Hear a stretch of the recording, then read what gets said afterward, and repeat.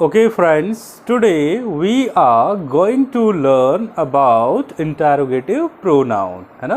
interrogative pronoun क्या होता है?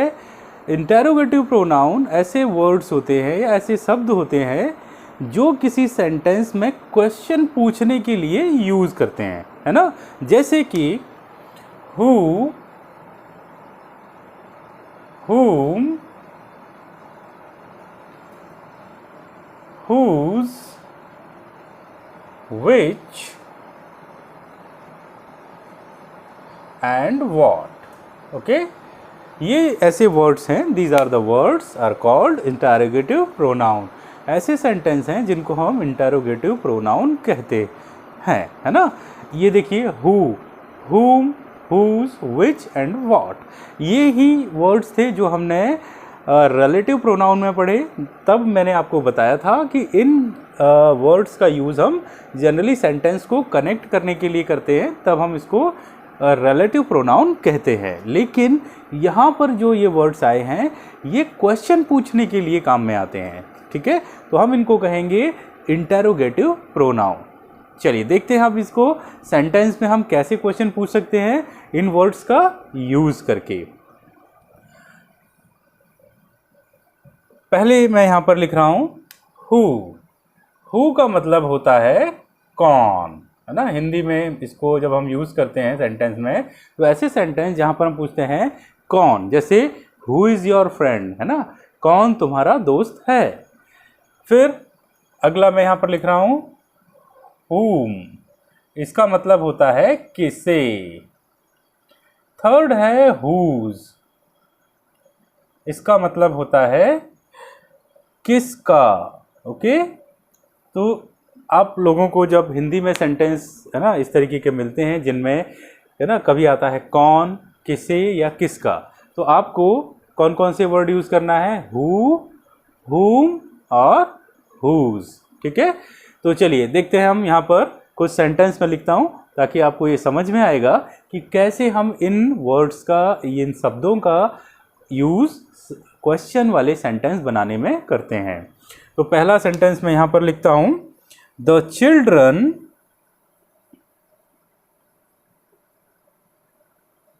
आर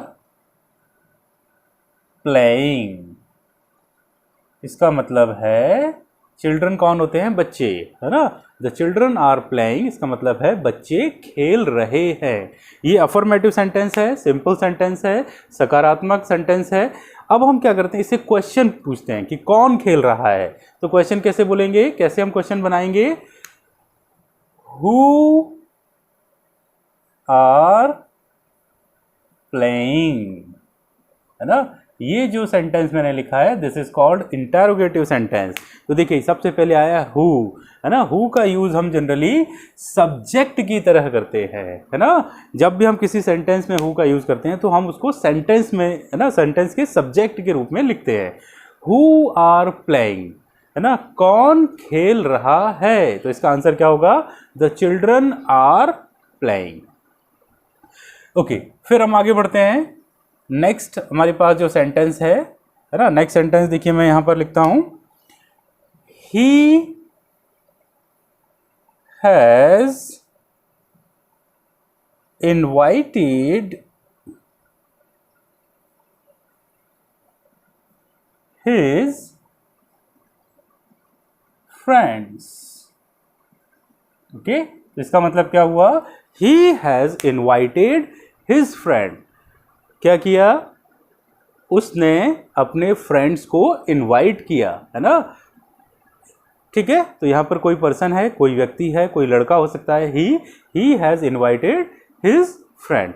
तो चलिए यहाँ पर हम इसका क्वेश्चन सेंटेंस बनाते हैं। इसका क्वेश्चन होगा, whom has he invited. Okay, तो देखिए यहाँ पर क्वेश्चन मैंने मार्क लगाया। अब हम इसको समझे, देखिए इस आंसर से इस क्वेश्चन को या तो हम जनरेट कर सकते हैं या हमसे ये क्वेश्चन पूछा गया है तो हम इसका आंसर दे सकते हैं। क्या होगा इसका question, whom has he invited, है ना, उसने किसको इनवाइट किया या किसे इनवाइट किया। ओके, हु मतलब किसको या किसे, ठीक है, तो इसका आंसर होगा he has invited his friends, उसने उसके दोस्त को, अपने फ्रेंड को इनवाइट किया। ठीक है, तो इस तरीके से हम ये जो वर्ड्स हैं हु, हुम और हुज का यूज़ क्वेश्चन बनाने के लिए सेंटेंस में कर लेते हैं। ओके, चलिए तो आगे बढ़े हम, है ना। अगला जो टाइप है हमारे पास वो है हुज। तो हु का यूज़ मैंने जैसे बताया सेंटेंस के सब्जेक्ट के रूप में होता है। हुम का यूज जनरली हम ऑब्जेक्ट के रूप में करते हैं, या हमें जब पता करना है उसका ऑब्जेक्ट क्या है तो हम हुम का यूज करते हैं। जैसे अभी हमने किया हुम हैज़ ही इनवाइटेड, है ना। हुम यहाँ पर क्या पूछ रहा है कि किसको बुलाया, है ना। तो इसका आंसर क्या था, he has invited his friends, है ना। किसको बुलाया, हिज फ्रेंड। हिज फ्रेंड क्या था, इस सेंटेंस का ऑब्जेक्ट था, है ना। तो हमने जब ऑब्जेक्ट की बात की, ऑब्जेक्ट को पॉइंट आउट किया, ऑब्जेक्ट को इंडिकेट किया, तो हमने किसका यूज किया, हुम का। इससे पहले हु का यूज किया था हमने, है ना, कि द चिल्ड्रन आर प्लेइंग, है ना। तो इसके लिए हमने क्या की यूज किया था, हु आर प्लेइंग। तो हम किसकी बात कर रहे थे यहाँ पर, हु आर प्लेइंग, है ना। कौन प्ले कर रहा है, द चिल्ड्रन। तो द चिल्ड्रन क्या था, उस सेंटेंस का सब्जेक्ट था। तो जब भी हमें कोई सेंटेंस का सब्जेक्ट पता करना है तो हम क्या करेंगे, हु लगा करके क्वेश्चन बनाएंगे, तो हमें क्या पता चल जाएगा, उसका सब्जेक्ट। अगर हम हुम लगा करके सेंटेंस बनाते हैं तो हमें क्या पता चलता है, उस सेंटेंस का ऑब्जेक्ट, है ना। चलिए अब हम बात करते हैं हुज की। हुज क्या है यहाँ पर, whose is a possessive form. Whose क्या है, पजेसिव फॉर्म है। ये हमें क्या बताता है, हमें ये बताता है कि जैसे मान लो कोई सेंटेंस है उसमें कि सपोज कि किसी हम कार की बात कर रहे हैं, यह कार मेरी है, तो हम क्या बताएंगे, कैसे बनाएंगे उसका, है ना। जो भी सेंटेंस मैं अभी बताऊंगा आगे, तो जो भी सेंटेंस हम बनाएंगे उसका मालिक कौन है, या कोई ऑब्जेक्ट वहाँ पर है तो उसका मालिक कौन है ना। इसका पता करने के लिए हम किसका यूज़ करते हैं, हुज। हुज क्या बताता है हमें, पजेशन, है ना, स्वामित्व बताता है, कौन उसका मालिक है। ठीक है, तो चलिए देखें यहाँ पर एक सेंटेंस में लिखता हूँ, दैट कार इज माइन, है ना, दैट कार इज माइन। ये तो हो गया आंसर, एक सेंटेंस है, इससे हम क्वेश्चन जनरेट करते हैं, या उल्टा भी हम कर सकते हैं, पहले क्वेश्चन लिख लें फिर उसका आंसर देते हैं, है ना। तो चलिए पहले मैंने क्या किया, ये एक क्वेश्चन लिखा जिससे हम क्या करेंगे, एक सेंटेंस लिखा जिससे हम क्वेश्चन जनरेट करेंगे। दैट कार इज माइन, है ना। तो इसका सेंटेंस हम क्वेश्चन वाला बना सकते हैं, whose is that car. Okay, whose is that car? Yes, so again I will ask this question, whose is that car? मतलब ये कार किसकी है, that car is mine, है ना। mine मतलब मेरी है, this is a क्या है, ये पजेसिव प्रोनाउन, मतलब माइन का मतलब होता है मेरी, तो मैं उसका क्या हूँ, मालिक हूँ, मैं उसका, है ना, वो कार पर मेरा हक है ना, मालिकाना हक है। दैट कार इज माइन, तो क्वेश्चन क्या होना चाहिए, हुज इज दैट कार। ठीक है, तो इस तरीके के जो सेंटेंस जिसमें हम ये पूछते हैं कि इसका मालिक कौन है या ये चीज़ किसकी है ना। हुज इज दिस पेन, तो अगर क्लास में आपने पूछा हुज इज दिस पेन, तो कोई बच्चा आंसर देगा yes this is my pen, है ना। तो ये आपको बताएगा कि वो उसका क्या है, मालिक है।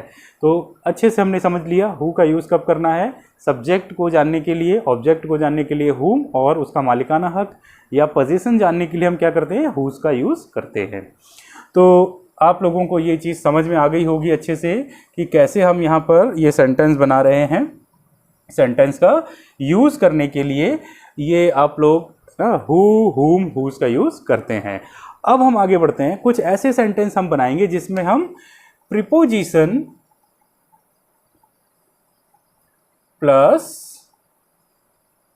हुम का यूज करेंगे, है ना।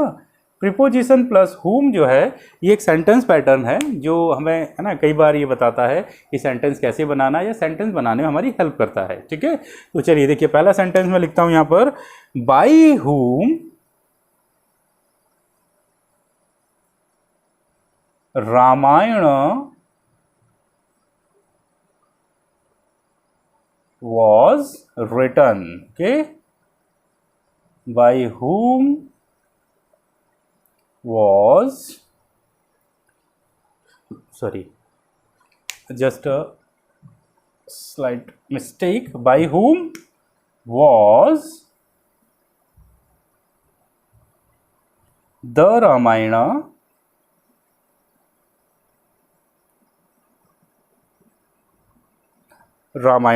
written. Okay, so this is the sentence here.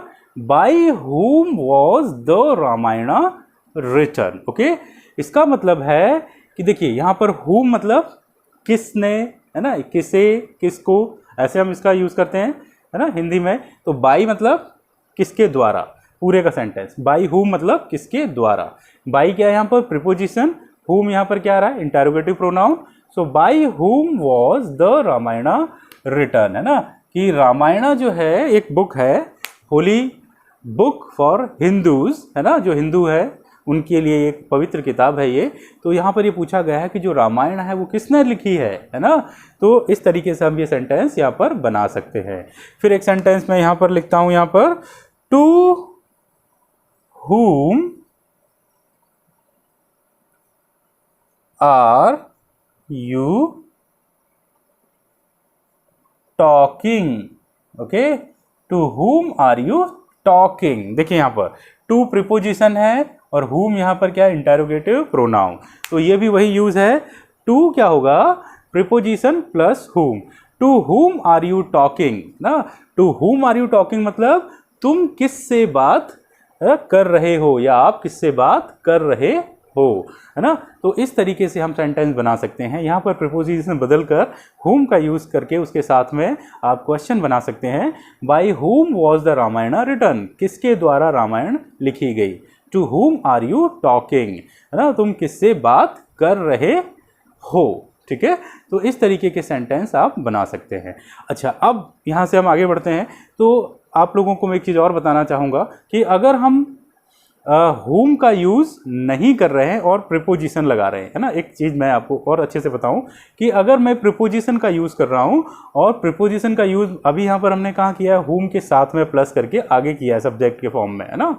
लेकिन अगर मैं बाई और ये टू या किसी प्रीपोजिशन का यूज़ सेंटेंस के लास्ट में करना चाहता हूँ, है ना, ये प्रीपोजिशन लास्ट में आ जाए, तो फिर हम इस whom का यूज़ नहीं करेंगे। इस whom की जगह पर हम किसका यूज़ करेंगे, who का यूज़ करेंगे। ओके, तो चलिए देखते हैं हम कि इस तरह के सेंटेंस कैसे बनाए जा सकते हैं। ओके, तो मैं आप लोगों को यहाँ पर सेंटेंस बना के बताता हूँ, है ना। देखिए यहाँ पर यही सेंटेंस फिर से हम लिख रहे हैं, who was the Ramayan written by। Okay, अब आप देखोगे ये आपके पास एक सेंटेंस लिखा है, who was the Ramayan written by. ठीक है, दोनों ही सेंटेंस अभी जो आपने बाई whom करके बनाया था और ये सेंटेंस, दोनों का मीनिंग बिल्कुल सिमिलर होता है, एक जैसा होता है। ओके, याद रखना है, दोनों का मीनिंग एक जैसा होता है, सिर्फ पैटर्न बदल जाता है सेंटेंस बनाने का। पहले बाई whom लिख रहे थे, अब हम लिख रहे हैं who was the Ramayan written by. इसका मतलब है कि रामायण जो है वो किसने लिखी या रामायण जो है किसके द्वारा लिखी गई है ना। दोनों में वही बिल्कुल मीनिंग है, कोई भी मीनिंग में चेंज नहीं आएगा। लेकिन अगर हम प्रीपोजिशन का यूज़ लास्ट में करते हैं तो उसको यहाँ लिखना है और यहाँ पर हु लिखना है, whom नहीं लिखना है। Okay, clear. चलिए ऐसे ही और एक सेंटेंस में यहाँ पर लिखता हूँ, फिर आ जाता है who are you who are you talking to। Okay, देखिए फिर यही सेंटेंस है।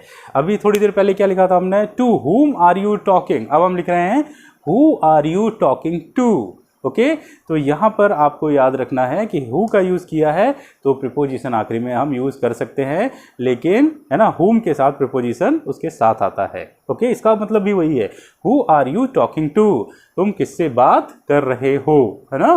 तो दोनों ही सिचुएशन में सेंटेंस का फॉर्मेशन बदल जाता है, लिखने का तरीका बदल जाता है, बोलने का तरीका बदल जाता है, लेकिन मीनिंग वही रहता है, मतलब वही रहता है। ओके, तो चलिए ये बात आपको अच्छे से याद रखनी है। अब हम आगे बढ़ते हैं यहाँ से। आप लोगों को जैसा मैंने पहले रिलेटिव प्रोनाउन में बताया था, वैसे ही यहाँ पर भी एक चीज़ है कि हु का यूज़ है ना, हुम का यूज़ हम कहाँ करते हैं, जनरली पर्सन्स के लिए करते हैं, व्यक्तियों के लिए करते हैं, फीमेल्स और मेल्स पर्सन्स के लिए, है ना, यानी कि जिंदा लोगों के लिए, है ना, उनके लिए हम क्या करेंगे, हु और हुम का यूज़ एज अ सब्जेक्ट और ऑब्जेक्ट का यूज़ करते हैं यहाँ पर इंटरोगेटिव प्रोनाउन में, ठीक है। लेकिन अगर हमारे पास कोई निर्जीव वस्तुएं आती हैं जैसे टेबल, पेन, कुर्सी, जिनके में लाइफ नहीं है, या हम एनिमल्स की बात करते हैं, तो हम किसका यूज़ करते हैं, फिर विच का यूज़ करते हैं क्वेश्चन बनाने के लिए, क्वेश्चन पूछने के लिए, ठीक है। तो देखिए मैं यहाँ पर एक सेंटेंस लिखता हूँ। सबसे पहले सेंटेंस लिखते हैं हम यहाँ पर, विच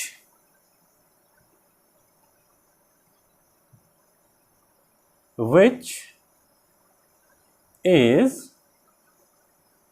your book? Okay, this is the first question. ये मैंने यहाँ पर लिखा है पहला question, which is your book. अगला क्वेश्चन मैं लिखता हूँ यहाँ पर, which of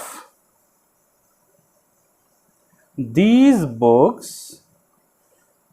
sorry which of these pens कर लेते हैं हम, ना, बुक ऊपर लिख लिया है तो which of these pens do you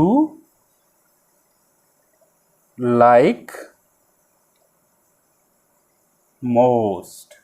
ठीक है। तो देखिए दो सेंटेंस हमने यहाँ लिखे, फर्स्ट एंड सेकंड। आप देख सकते हैं दोनों सेंटेंस में विच का यूज़ किया गया है यहाँ पर, है ना। विच हम कब यूज़ करते हैं, जब हमारे पास निर्जीव वस्तुएं होती हैं, लाइफलेस थिंग्स होती हैं, जिनमें कोई, है ना, लाइफ नहीं है जिनकी। विच इज़ योर बुक, है ना, तो यहाँ पर हम यूज़ कर रहे हैं विच का। इसका मतलब है कौन सी बुक तुम्हारी है ना, योर मतलब तुम्हारी, विच इज़ योर बुक, है ना, कौन सी बुक है जो तुम्हारी है या आपकी है, ठीक है। सेकंड पर आते हैं, which of these pens do you like most. ये भी वही है ना, वैसे ही हमें यहाँ पर लिखना है विच का यूज़ करके। विच ऑफ दीज पेन्स मतलब ये बहुत सारी पेन्स हैं, उनमें से कौन सी पेन आपकी है और जिसको आप बहुत ज़्यादा पसंद करते हैं, ठीक है। Which of these pens do you like most. Most मतलब सबसे ज़्यादा, अधिकतर, लाइक मतलब पसंद करना, जिसको आप सबसे अधिक पसंद करते हैं वो कौन सा पेन है इन सारे पेन्स में से, ठीक है। तो यहाँ पर हम पेन की बात कर रहे हैं, बुक्स की बात कर रहे हैं, ऐसी चीज़ों की बात कर रहे हैं जो क्या है ना, निर्जीव है, लाइफलेस हैं। तो ऐसी चीज़ों के लिए आपको क्या करना पड़ेगा, विच का यूज़ करना पड़ेगा आगे क्वेश्चंस पूछने के लिए, उनके बारे में जानने के लिए, क्वेश्चंस, है ना, बनाने के लिए, ठीक है। तो अब बच्चों आपको ये चीज़ तो क्लियर हो गई होगी कि कैसे हम पर्सन्स के लिए यूज़ कर रहे हैं, है ना, और कौन सा वर्ड हम थिंग्स के लिए यूज़ कर रहे हैं। चलिए अब हम आगे थोड़ा सा प्रैक्टिस करते हैं इन सारे वर्ड्स की, कैसे हम विच, हु, हुम, है ना, और हुज को मिक्स करके या सेंटेंस में यूज़ करते हैं ताकि हम क्वेश्चन पूछ सकें। ओके, तो मैं यहाँ पर कुछ सेंटेंस लिखता हूँ। देखिए कैसे सेंटेंस हम यहाँ पर बना सकते हैं। जैसे यहाँ पर एक सेंटेंस में लिखता हूँ, व्हाट हैव यू बॉट। अच्छा, मैं एक चीज़ और थोड़ा सा बता दूँ, ये एक हमारा ये वर्ड रह गया था, पहले मैं उसको भी कवर कर देता हूँ। एक सेंटेंस मैंने लिखा, फिर हम इसकी प्रैक्टिस करेंगे। दूसरा है, व्हाट इज योर फादर, ठीक है। देखिए अब यहाँ पर आपको क्या करना है, जो व्हाट है, व्हाट का यूज़ हम दोनों के लिए कर सकते हैं, है ना। मैंने अभी आपको बताया विच का यूज़ हम किसके लिए करते थे, निर्जीव वस्तुओं के लिए, लेकिन व्हाट का यूज़ हम पर्सन्स के लिए भी करेंगे और थिंग्स के लिए भी करेंगे, ठीक है। तो ये लिखा है, what have you bought today. कल या सॉरी आज, टुडे मतलब आज, आज जो है तुमने क्या खरीदा। What have you bought today, आज, है ना, तुमने क्या खरीदा। बॉट क्या होता है, थर्ड फॉर्म होगा किसका, बाई का। बाई मतलब खरीदना, व्हाट मतलब क्या, है ना, इसका मतलब होता है हिंदी में क्या, क्या खरीदा, ठीक है। फिर वही, व्हाट इज़ योर फादर। देखिए ये क्वेश्चन थोड़ा सा अलग है। जनरली हम, है ना, किसी से पूछते हैं तो हम पूछते हैं हु इज़ योर फादर, है ना। तो यहाँ पर हम व्हाट का लगाकर भी ये क्वेश्चन पूछ सकते हैं, व्हाट इज़ योर फादर, है ना। तो यहाँ पर भी उस तरीके से सेंटेंस को पूछने के लिए व्हाट का यूज़ किया जा सकता है, जैसे हम हु लगा करके करते हैं कई बार, ठीक है। किसी के फादर के बारे में जानने के लिए, उनके है ना जो भी उनके बारे में हमें जानना है तो हम व्हाट लगा कर भी उनसे है ना उसके बारे में इंफॉर्मेशन ले सकते हैं, ठीक। तो इस तरीके से आप व्हाट का यूज़ कहाँ कहाँ करोगे ना, पर्सन्स के बारे में पूछने के लिए या थिंग्स के बारे में कोई क्वेश्चन पूछना है, क्या जैसे सेंटेंस आता है ना कि तुम्हारे फादर क्या करते हैं, है ना, तुम्हारे फादर कौन है, तो ऐसे सेंटेंस को बनाने के लिए हम क्या करेंगे, व्हाट का यूज़ करेंगे, है ना। तुमने क्या खरीदा मार्केट से, तो हम क्या कहेंगे, व्हाट लगाएंगे, what have you bought today, आज तुमने क्या खरीदा, ठीक है। तो इस तरीके से सेंटेंस आपको यहाँ बनाना है व्हाट का यूज़ करके, ठीक है। और देखें हम आगे, है ना, व्हाट का यूज़ हम और कैसे कर सकते हैं, व्हाट इज़ देयर, जैसे एक सेंटेंस मैंने लिखा है यहाँ पर, इसका मतलब होता है व्हाट इज़ देयर, देयर मतलब वहाँ, है ना, व्हाट मतलब क्या, इज है ना, ये सेंटेंस हेल्पिंग वर्ब है सेंटेंस बनाने के लिए। सो व्हाट इज देयर का मतलब होगा कि वहाँ पर क्या है। जैसे हम कई बार कोई चीज़ वहाँ पर हो रही है, कोई घटना हो रही है, लोग इकट्ठे हैं, तो हम पूछते हैं ना किसी से कि वहाँ पर क्या है, तो हम कैसे पूछेंगे, व्हाट इज देयर, है ना, वहाँ पर क्या है, ठीक। फिर वो पर्सन हमें आंसर देगा। तो अब ऐसे ही देखिए और क्वेश्चन हम पूछ सकते हैं यहाँ पर, व्हाट हैज़ हैपन, है ना। जैसे कई बार हम किसी ऐसी कोई चीज़ हो जाती है जो हम है ना किसी से जानना चाहते हैं कि वहाँ क्या हुआ है, तो हैपन का मतलब होता है हो जाना या घटना घटित होना, ठीक है। व्हाट मीन्स क्या, हैज़ यहाँ पर क्या है, हेल्पिंग वर्ब है यहाँ पर, ठीक है। व्हाट हैज़ हैपन, वहाँ पर क्या हुआ है, किसी से हमें पूछना होता है ना कि मान लो कि मार्केट में कोई घटना हो गई, कोई एक्सीडेंट हो गया, जैसे हम गए तो वहाँ ना भीड़ इकट्ठी हो गई, तो हम पूछेंगे व्हाट हैज़ हैपन, वहाँ पर क्या हुआ है ना। ऊपर वाला सेंटेंस हमें सिर्फ क्या बताता है, व्हाट इज़ देयर, वहाँ पर क्या है, ठीक। दूसरा क्या बताता है, कोई चीज़ हो गई, व्हाट हैज़ हैपन्ड, वहाँ पर क्या हुआ है, क्या घटना हुई है। तो इस तरीके से हम ये सेंटेंस पूछ सकते हैं किसी से, क्वेश्चन है ना अगर पूछना है तो इनका यूज़ कर सकते हैं, ओके। तो आप लोगों को यहाँ तक क्लियर होगा। फिर आगे बढ़ें हम। अब देखो यहाँ से आगे बढ़ने के लिए हम ना और सेंटेंस बनाएंगे, फिर आगे बढ़ते हैं। जैसे एक सेंटेंस मैं लिख रहा हूँ यहाँ पर, वॉट आर यू डूइंग, है ना, ये बहुत ही सिंपल सा सेंटेंस है जो हम कई बार बोलते हैं, है ना, या हमें ज़रूरत पड़ती है बोलने की। वॉट आर यू डूइंग, है ना, वॉट आर यू डूइंग मतलब आप क्या कर रहे हैं, है ना। तो यहाँ पर ये वॉट आया है, देखो ये वॉट जो है वो क्वेश्चन पूछने के लिए यूज़ हुआ है, ये क्या है यहाँ पर, इंटरोगेटिव प्रोनाउन, आप क्या कर रहे हैं, क्लियर, ठीक है। तो अब वॉट वाले सेंटेंस भी हमने प्रैक्टिस कर लिए। अब हम आते हैं, देखो मैं आप लोगों को फिर वही एक चीज़ बताना चाहता हूँ कि जैसे विच है, विच का यूज़ हमने किया, विच वही काम करता है जो है ना हु और हुम करते हैं पर्सन्स के लिए, और विच किसके लिए करता है, थिंग्स के लिए। तो विच एंड वॉट ये दो ऐसे वर्ड हैं जो आप इंटरोगेटिव प्रोनाउन की तरह सेंटेंस बनाने में यूज़ करोगे, है ना, कई बार हम करते भी हैं।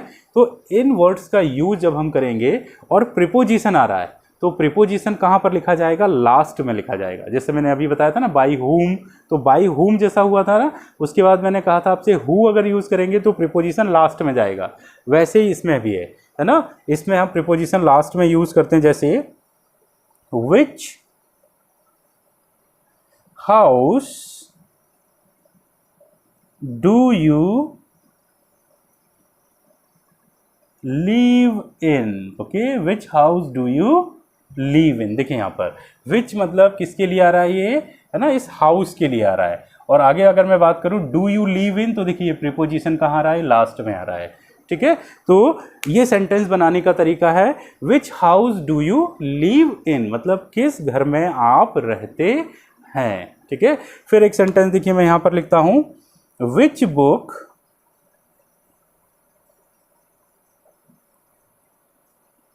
Are you, which book are you looking for. फिर देखिए यहाँ पर वही सेंटेंस है, विच यहाँ पर आया है और इसके लिए प्रीपोजिशन देखिए यहाँ पर आया है ना, फॉर। फॉर का मतलब के लिए हिंदी में, which book are you looking for, आप किस बुक को ढूंढ रहे हैं या किस बुक के लिए आप देख रहे हैं, है ना, इसका मतलब ऐसा हम बोल सकते हैं। तो किस बुक के लिए आप सर्च कर रहे हैं, ढूंढ रहे हैं, लुक मतलब देखना, ठीक है। तो फॉर प्रीपोजिशन लास्ट में आया, तो पहले का meaning which house do you live in, किस घर में आप है ना रहते हैं, which book are you looking for, किस बुक के लिए आप ढूंढ रहे हैं या किस बुक के लिए आप सर्च कर रहे हैं, ठीक। लेकिन आजकल क्या हो रहा है कि ये जो रूल्स हैं वो मिक्स होने लगे हैं। तो आजकल जो इंग्लिश ग्रामर है इसमें ये मिक्स्ड वर्जन भी है ना, कि ये इन जो है यहाँ पर भी कई बार यूज़ होता है। कैसे होता है, तो देखिए मैं यहाँ पर सेंटेंस लिखता हूँ यहाँ पर, in which house do you live. देखिए ये फिर वही हो गया कि इन उठकर कहाँ गया, वापस से ये विच के साथ आ गया। तो कई बार हम जब रूल्स बनाते हैं या रूल्स को फॉलो करते हैं, इंग्लिश में हमें ये कन्फ्यूज़न हो जाता है कई बार कि हमने तो ऐसा पढ़ा था, कई बार बुक में ऐसा भी दिख जाता है। तो मैंने पहले भी कहा English is a practical language.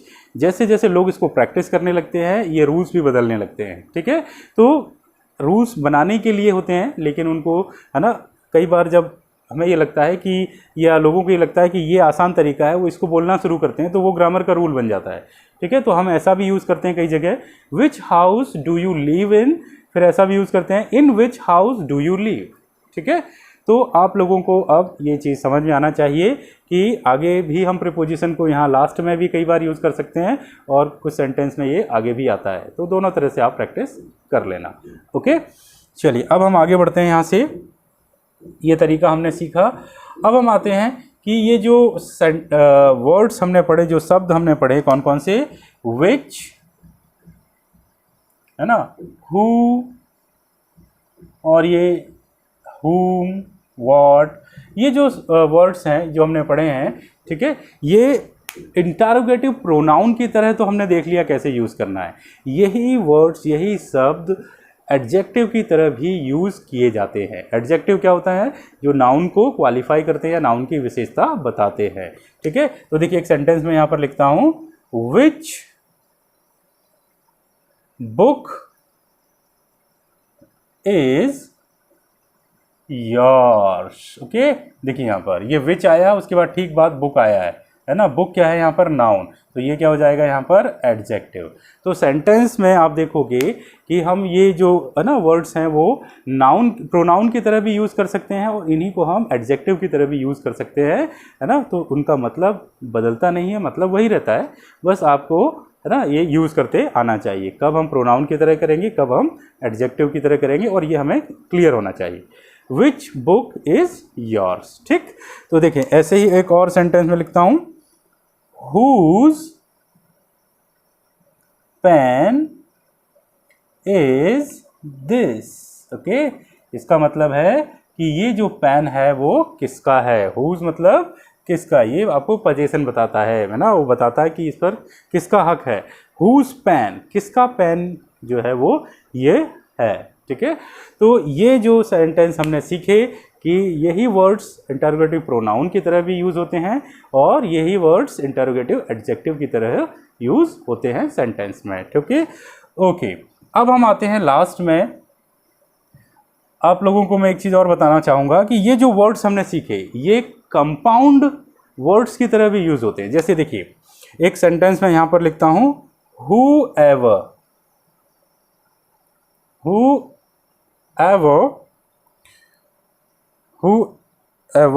told you so, okay. देखिए यहाँ पर एक सेंटेंस मैंने लिखा, whoever told you so, है ना। तो ये जो वर्ड आया यहाँ पर whoever का मतलब होता है जो कोई भी, है ना, जो कोई भी, ठीक है। तो हु देखो यहाँ तक था, उसके बाद इसमें एवर जुड़ गया, ये होता है कंपाउंड वर्ड। तो आपको ऐसे बहुत सारे कंपाउंड वर्ड मिलेंगे जो सेंटेंस में आएंगे, हु एवर, हुम सो एवर, है ना, विच सो एवर, हुम सो एवर, ये सारे कंपाउंड वर्ड्स होते हैं और ये भी ऐसे ही आपको सेंटेंस में यूज़ करना है जैसे हमने हु का यूज़ किया है, विच का यूज़ किया है, हुम का यूज़ किया है, हुज का यूज़ किया है, ओके। तो ये कंपाउंड इंटरोगेटिव प्रोनाउंस हैं जो आपको कई बार सेंटेंस में देखने को मिलेंगे, है ना। तो देखिए मैं कुछ कंपाउंड ये वर्ड लिखता हूँ, हु एवर, फिर जैसे मैंने लिखा विच एवर, फिर आ जाता है हुम whomsoever, ओके, है ना, दीज आर द वर्ड्स। और भी हैं, ठीक है, तो आप इनको किसी ग्रामर बुक में हम इनको देख सकते हैं। तो मैं कुछ वर्ड्स लिख रहा हूँ, कुछ आपके लिए मैं छोड़ रहा हूँ ताकि आप सर्च करें इसको, है ना, और पता लगाएं कि और कौन कौन से होते हैं। Okay, so whoever, whichever, whomsoever, these are the words like interrogative pronoun as who, whom, whose, which। Okay, तो चलिए, तो मैंने आज आपको ये सिखाया कि कैसे हम क्वेश्चन पूछ सकते हैं ये वर्ड्स का यूज़ करके, जिनको हम कहते हैं इंटरोगेटिव प्रोनाउन। उम्मीद है मुझे आपको ये क्लास में जो आज मैंने पढ़ाया वो आपको, जो भी इस लेक्चर में था, आपको अच्छा लगा होगा, है ना। ओके, चलिए, थैंक यू सो मच।